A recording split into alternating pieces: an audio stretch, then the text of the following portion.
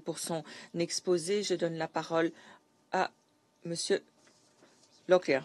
Madame la Présidente, Excellences, chers collègues, 2 années de violence incessante ont dévasté le Soudan, entraînant déplacements, morts. Des millions de personnes ont été déracinées, des dizaines de milliers ont perdu la vie, la famine est omniprésente, 2 années de souffrance et près de 2 ans d'indifférence et d'inaction. Madame la Présidente, la guerre au Soudan est une guerre contre la population, une réalité à laquelle nous sommes confrontés de plus en plus chaque jour. Les forces d'appui rapide, les forces armées soudanaises et l'autre partie au conflit ne protègent pas les civils, mais pire encore, ils aggravent leur souffrance. Les forces armées soudanaises n'ont eu de cesse de bombarder de manière aveugle et répétée ces zones denses et mal peuplées. Les forces d'appui rapide, les milices alliées, se sont lancés dans une campagne de brutalité caractérisée par une violence sexuelle systématique, des enlèvements, des assassinats en masse, le pillage de l'aide humanitaire et l'occupation des installations médicales. Les 2 parties ont fait le siège de villes, détruisant les infrastructures civiles essentielles, bloquant l'aide humanitaire. Il y a 6 semaines, j'étais dans l'état de Khartoum. Je suis arrivée à l'hôpital Al-Nao, appuyé par MSF, alors que les forces d'appui rapide avaient pilonné le marché de Sabrine. Cet hôpital était une scène de carnage, des vagues de patients présentant des blessures catastrophiques. Ils étaient partout dans les services d'urgence. J'ai vu des hommes, des femmes, des enfants dont la vie était réduite à néant sous mes yeux. Al-Nao est un des rares hôpitaux qui fonctionne encore dans la zone et il a été la cible de multiples frappes ces 2 dernières années. La même semaine, les forces armées soudanaises ont bombardé une usine de production d'huile d'arachide et les quartiers civils à Niala, sous Darfour, submergeant là aussi les hôpitaux appuyés par MSF. Les forces d'appui rapide ont aussi pénétré le camp de Zamzam au Darfour septentrional. Après des mois de siège et de famine, l'hôpital de campagne de MSF, conçu pour fournir des soins pédiatriques et maternels et pas des patients touchés par des traumatismes, a accueilli 139 patients blessés avant que d'autres attaques nous aient poussé à mettre un terme à ces activités, laissant derrière nous des populations affamées, assiégées. Il ne s'agit là que des derniers exemples de cette guerre. Dès le début, la violence a été implacable. Dans le Darfour occidental, la violence a atteint des niveaux indicibles. Des massacres ont été commis ciblant des communautés tout entières entre juin et décembre 2023. Nos équipes au Tchad ont traité plus de 800 blessés en l'espace de 3 jours à peine, alors que des milliers de civils massalites fuyaient Al-Jenaïna après que les forces d'appui rapide aient pris la ville. Les rescapés nous ont dit que le simple fait d'appartenir à la communauté massalite était devenu une sentence de mort. Comme ma collègue de l'UNICEF le disait de manière fort éloquente, la violence sexuelle est omniprésente au Soudan. Au Soudan du Sud, tout au long de l'année 2024, notre équipe a pris en charge 385 rescapés de violences sexuelles. L'écrasante majorité, certaines de ces victimes avaient moins de 5 ans, ont été violées, notamment souvent par des hommes armés. Près de la moitié ont été attaquées alors qu'elles travaillaient dans les champs. Les femmes, les filles ne sont pas simplement dénuées de protection, elles sont brutalement prises pour cible. Madame la Présidente, MSF a lancé des programmes médicaux dans plus de 22 hôpitaux et 42 centres de soins de santé primaires dans 11 des 18 États du Soudan.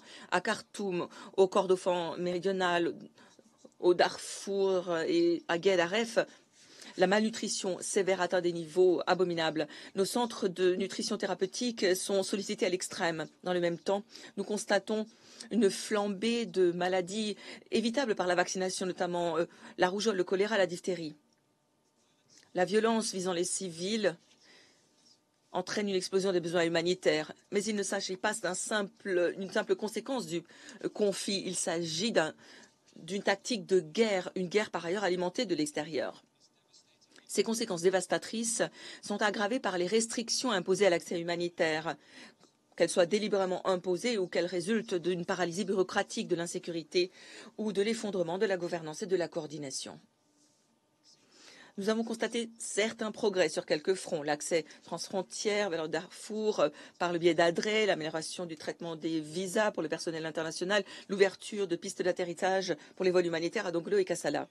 Cependant, ces progrès demeurent négligeables en comparaison de l'ampleur des besoins. En dépit de l'urgence de la situation, La fourniture de l'aide humanitaire au Soudan demeure éminemment complexe, une complexité délibérée dans certains cas.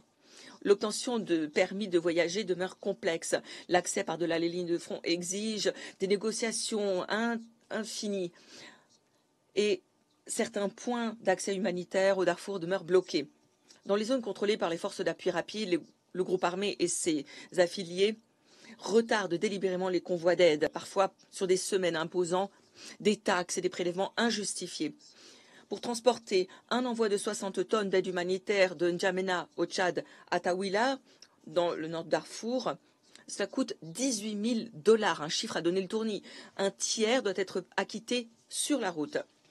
Au travers de l'agence soudanaise de secours et d'opérations humanitaires, la SARO, les forces d'appui rapide imposent des obstacles humanitaires qui nous handicapent.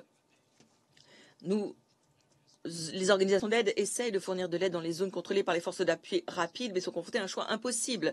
Respecter les exigences de la SARO et risquer une expulsion par les autorités à Port-Soudan ou refuser et voir leurs opérations stoppées par la SARO. L'aide vitale est toujours un enjeu. Nous ne pouvons pas utiliser ce principe de souveraineté pour entraver l'acheminement de l'aide. Les agences d'aide ne peuvent pas continuer d'être exploitées. Madame la Présidente, en dépit du courage, du dévouement des travailleurs humanitaires locaux et internationaux, la réponse demeure insuffisante. Le système est en proie à des négociations d'exception, alors que nous avons besoin d'une réponse à la hauteur de l'ampleur de la crise. Prenez le point de passage d'Adré, ouvert pendant 6 mois pour les humanitaires, alors que à peine 1100 camions ont pu parvenir au Darfour. En moyenne, 6 par jour pour toute la région du Darfour.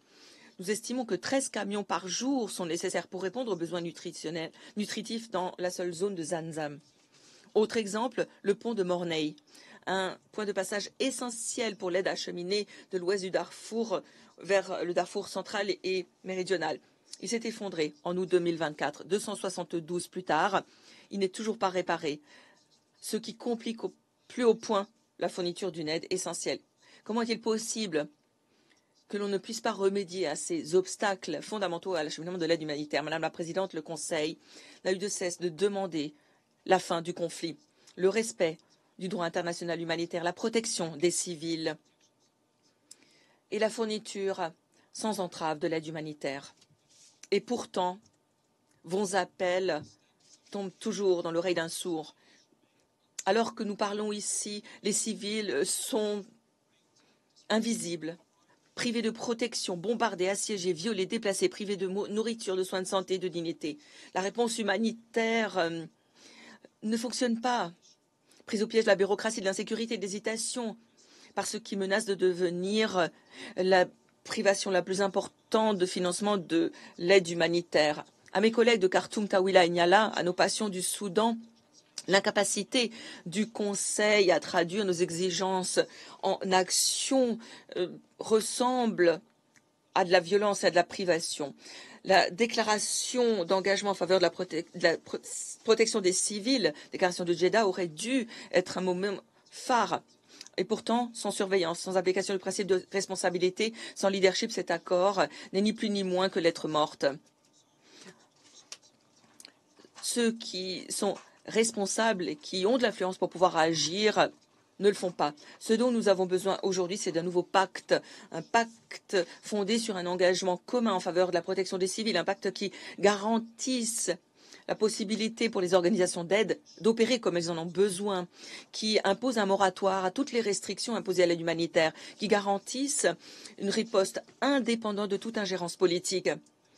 Celui-ci doit remplacer le système actuel par un système qui permette de préserver la survie, la dignité du peuple soudanais. Ce pacte exigera volonté politique et leadership capable d'amener les belligérants à respecter les impératifs humanitaires.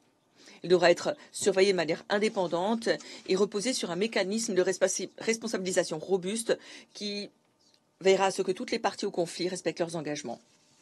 Cependant, Même l'accord le plus vigoureux qui soit ne fonctionnera pas sans la participation des bailleurs de fonds et une action plus proactive du secrétariat des Nations Unies. Aux États membres, je dirais que la réponse doit être consolidée par des financements pérennes et supplémentaires. Au secrétaire général, je dirais que le redéploiement des agences humanitaires de l'ONU doit être un impératif au Darfour et partout au Soudan.